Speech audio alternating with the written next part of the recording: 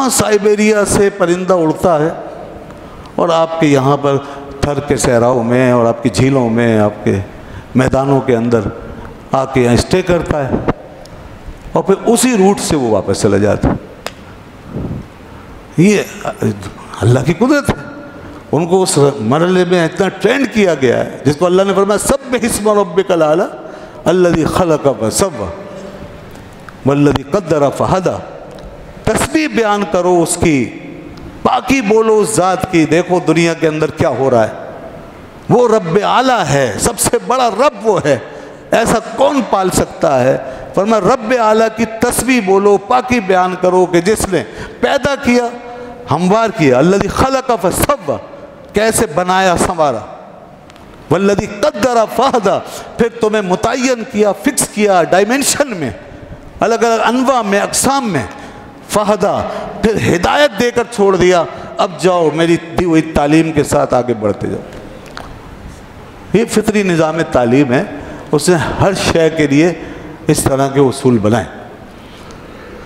انسان کے لیے تھوڑا سا معاملہ مختلف ہے، انسان کے لیے ہدایتوں کے اور بھی سرچشمے ہیں، انسان کے لیے حقائق ہیں، معانی ہیں، اسے وہاں جانا ہے، اسے خالی یہ تمیز کر کے نہیں رہ جانا یہ ماں ہے، یہ باپ ہے، یہ میرا کھانا ہے، یہ میرا پانی ہے، یہ نہیں اس انسان کو پڑھانے کو۔ یہ الگ بات ہے کہ بہت سے انسان ہمارے معاشرے میں اسی حد تک رکھ کر چھوڑ دیے جاتے ہیں، انہیں صرف اتنا ہی آتا ہے، آگے کوئی ان کے اندر مینٹلٹی یا شعور یا حکمت یا تعلیم وغیرہ ایسی نہیں دی جا رہی ہوتی، اور مجموعی طور پہ پوری قوم کے لیول کو بھی کہیں ایسی چھوڑ دیتے ہیں چالاک لوگ کہ بس وہ انہی چیزوں میں پھنسے رہیں اپنی محسوسات کی دنیا میں، وہ آگے غور ہی نہ کریں، سمجھے ہی نہ۔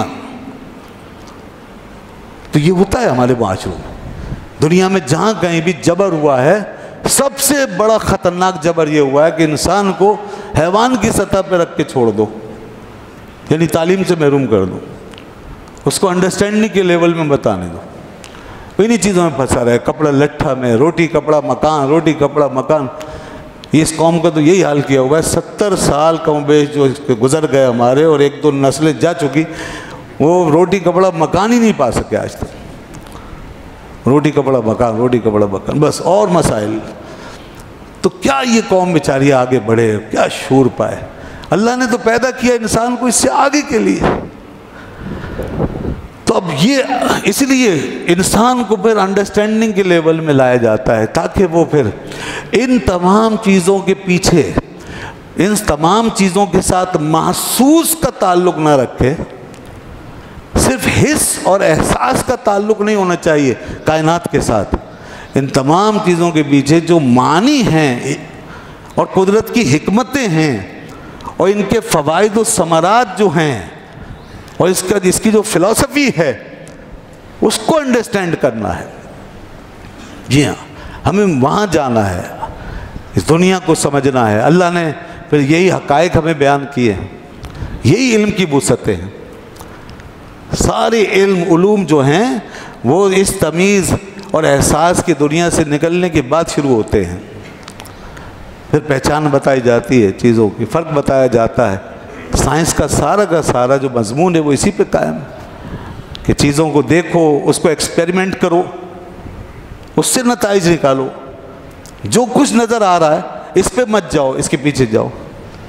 فلسفہ اس میں تعقل کا رس گھول دیتا ہے، عقلیت کی طرف لے کے جاتا ہے، اور پھر تعقلات کی دنیا میں ایک چیز سے دوسری چیز کیسے سمجھیں، پھر اس سے اور کیا سمجھیں، پھر اس سے اور کیا ہے، یہ سارے جو معنی اور حقائق ہیں ان کو سمجھانے کے لیے وہ فلسفہ پھر بحث کرتا ہے،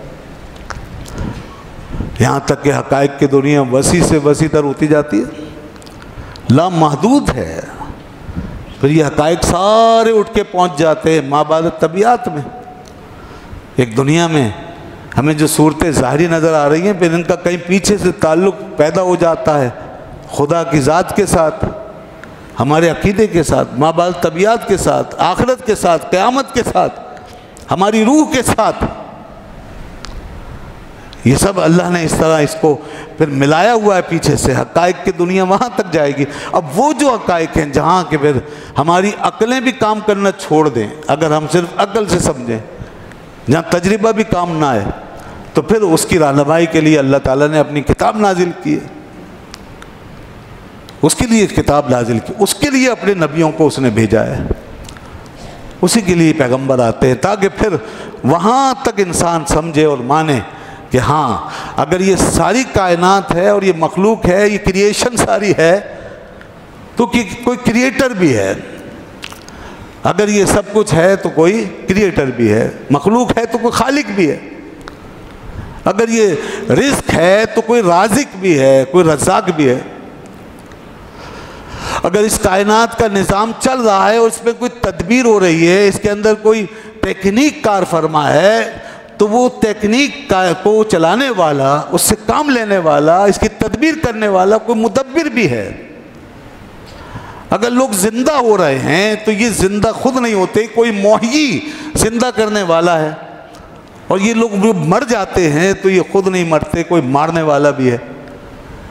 بیماریوں میں اگر لوگ ٹھیک ہوتے ہیں, شفا ہوتی ہے, اور حیرت انگیز طور پر چیزیں سامنے آتی چلی جاتی ہیں, تو کوئی شفا دینے والا ہے. یہ سارا جڑ جاتا ہے ایک سب سے بڑی حقیقت کے ساتھ معاملہ. تو وہاں تک انسان کو پہنچنا ہے. حیوان تھوڑی جائے گا یہاں تک. حیوان کے لیے اتنا ہی تھا, بس تمیز, احساس اس حد تک تھا جس سے اس کی زندگی قائم رہے اور جو ہمارے کام آ سکے. بس انسان کے لیے علوم ہے, انسان کے لیے مختلف حقائق ہیں. اب یہاں پر ایک چیز پیش آتی ہے, جب انسان چیزوں کو انڈرسٹینڈ کرتا ہے اور سمجھتا ہے, تو اس کا جو حس اور احساس کے ساتھ تعلق ہے وہ کبھی نہیں چھوٹتا. مسئلہ سارا جس کی وجہ سے انسان کے اندر ایک وہم پیدا ہوتا ہے. یہ وہم کیا چیز ہے؟ یہ وہم جب بھی آپ اپنی تعقل کی پرواز میں جاتے ہیں, جب آپ فلائنگ کرتے ہیں انڈرسٹینڈنگ کی دنیا میں, جب آپ چیزوں کو سمجھنے جاتے ہیں, عقل کی دنیا میں جاتے ہیں, تو ظاہر ہے وہاں پر اب دیکھنا نہیں ہے, سمجھنا ہے, وہاں چھونا نہیں ہے, اس کو انڈرسٹینڈ کرنا ہے. تو وہیں پھر انسان میں ایک وہم پیدا ہوتا ہے جس سے شک آتا ہے چیزوں کے اندر. جو اسرار ہیں نا, معنی ہے, اس میں شک پیدا ہونے لگتا ہے, کلیئرٹی نہیں آتی, انسان کو سمجھنے میں دقت پیش آتی ہے. کیوں؟ اس لیے کہ وہ کہاں سے چلا تھا, چیزوں کو دیکھ کر, چھو کر سمجھنے سے, حسیات کی دنیا سے چلا تھا, وہ محسوس کی دنیا سے چلا تھا, فزیکلی ہر چیز کو وہ سمجھتا تھا, یہ اس کی نیچر تھی. تو اب یہی وجہ ہے کہ یہ مادہ اس میں اب بھی موجود ہے. اس کے لیے سب سے زیادہ کلیئرٹی اس بات میں ہے کہ چیز نظر آئے. سب سے زیادہ کلیئرٹی جو بالکل ابتدائی حالت ہے نا اس میں. مگر مسئلہ یہ ہے کہ آگے جا کر چیزیں ایسی ہو گئی ہیں, لطیف ہو گئی ہیں, وہ غیر مادی ہو چکی ہیں, وہ معقولات کی دنیا ہے, وہ نظر کیسے آئیں گی؟ اس کو آپ بغیر آواز کے سن کیسے سکتے ہیں؟ بغیر اس کے منظر کے وہ آپ کے آنکھوں کے سامنے کیسے آ سکتی ہے؟ وہ مرئی ہے ہی نہیں, وہ مسموع نہیں ہے. یہ وہ مسئلہ جہاں انسان پھر پریشان ہوتا ہے. علامہ اقبال نے بڑی زبردست ترجمانی کی تھی ایک حقیقت کی, کہ کبھی ہے حقیقت منتظر نظر آ لباس مجاز میں. یہ انسان کی جو اندر سے نیچر ہے نا کہ میں دیکھ لوں, ہر چیز کو آپ دیکھنا چاہتے ہیں, ہر چیز کو محسوس کرنا چاہتے ہیں. کوئی بھی آپ کو خیال جب آتا ہے, کسی کا بھی تصور آپ چاہتے ہیں دیکھ لیں, یہ انسان کی بنیادی فطرت ہے. اور نظر آ جائے ہر چیز تو کیا بات ہے. اللہ نے اس کے لیے دنیا رکھی نہیں ہے, آخرت رکھی ہے. جیسے ہی مرے گا نا آدمی, سب کچھ نظر آ جائے گا. یہ روح نظر آئے گی خود بخود. ابھی ہم سوچتے ہیں کاش ہماری روح ہمیں دکھائی دے, نہیں دیکھ سکتے, اس دنیا میں نہیں دیکھ سکتے. مرنے کے ساتھ ہی سب کچھ نظر آئے گا, یہ روح ہے اور یہ جا رہی ہے. ابھی ہم سوچتے ہیں فرشتے دکھائی دیں, لیکن مرنے کے ساتھ ہی سارے فرشتے دکھائی دینے لگیں گے, سب نظر آئے گا. ہمارے اعمال اچھے یا برے, اس کی بھی ایک حقیقت ہے, مانوی دنیا ہے. ہم سمجھتے ہیں بس جو کیا کرایا ختم, نہیں, یہ اپنی ایک وجود رکھتے ہیں, ان کو قائم رکھا جائے گا، ان پہ حساب کتاب ہوگا، ان کو میزان میں تولا جائے گا، تو کہاں ہے وہ چیز جو تولی جائے گی؟ وہ مرنے کے بعد نظر آئے گی۔ فوراً آدمی دیکھے گا یہ اس کے اعمال ہیں۔ تو انسان جو اس دنیا میں نہیں دیکھ سکتا، یہ اس کی کمزوری ہے، مگر جب تک دیکھے گا نہیں کلیئرٹی نہیں ہوگی۔ اقبال یہی کہہ رہے ہیں، کبھی ہے حقیقت منتظر نظر آ لباس مجاز میں، کہ ہزاروں سجدے تڑپ رہے ہیں میری جبین نیاز میں۔ اللہ اکبر، اللہ کو پانے کے لیے، اس کو دیکھنے کے لیے تڑپ رہے ہیں، مگر دنیا میں نہیں دیکھ سکتے۔ ہر چیز کی حقیقت کو پانے کے لیے تڑپتے ہیں مگر دیکھ نہیں سکتے۔ تو بس اب صرف اتنا ہو سکتا ہے، دو چیزیں ہیں خالی، یا تو اپنے باطن کی آنکھ کو کھول لے، روح کی آنکھ کو بیدار کر لے اندر سے، تو پھر دیکھ لے گا انسان۔ اس آنکھ سے جو جسم میں لگی ہے اس سے نہیں دیکھ سکے گا، روح کی آنکھ سے دیکھ لے گا، بہت کچھ دیکھ لے گا، تو وہ مگر مشکل ہے۔